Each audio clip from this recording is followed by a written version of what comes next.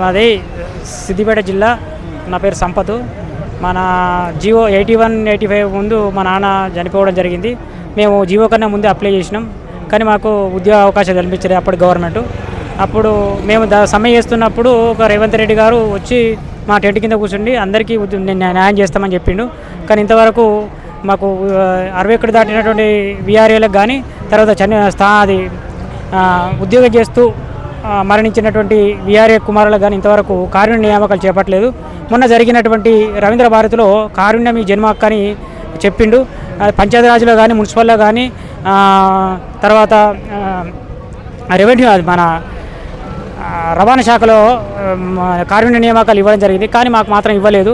దయచేసి మా పైన దయ చూసి మాకు కారుణ్య నియామకాలు చేపట్టి మాకు ఇప్పుడు వస్తున్నటువంటి జీపీఓలో మాకు రెవెన్యూ జీపీఓలో అందులో కూడా మాకు కారుణ్య నియామకాల కొరకు మాకు డిగ్రీ ఇంటర్ చేసినటువంటి వాళ్ళం ఉన్నాం.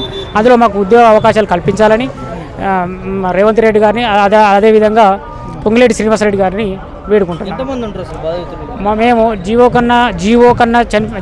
కన్నా ముందు చనిపోయినటువంటి వాళ్ళు 200 నుంచి 250 మంది.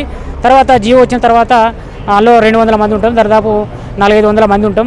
వాళ్ళందరికీ కారుణ్య నియామకాల కింద ఉద్యోగ అవకాశాలు కల్పించాలని మేము వేడుకుంటున్నాం గవర్నమెంట్. 18 నెలలు అవుతుంది కదా, మరి ఏమంటుంది ప్రభుత్వము? మేము ఫస్ట్ అడిగినప్పటి నుంచి ఏంటంటే ఇప్పుడే గవర్నమెంట్ వచ్చింది కదా, మాకేం తెలియదు, దాని మీద కొద్దిగా స్టడీ చేసిన తర్వాత మేము ఇస్తామని అన్నారు.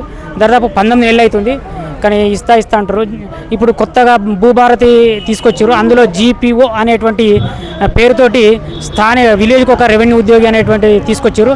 అందులో మాకు కల్పించాలని, అందులో మాకు కూడా కల్పించాలని పాత వాళ్ళకి కల్పిస్తారు, అట్లే అదే సేమ్ టైం మాకు కూడా కల్పించాలని.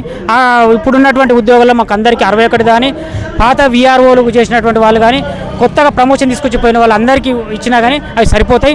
కొత్తగా నోటిఫికేషన్ అవసరం లేదు. ఎట్లాగో మాకు 10,000 జీతం ఇస్తారు, ఇంకో 10,000 ఇస్తే మేము ఆటోమేటిక్గా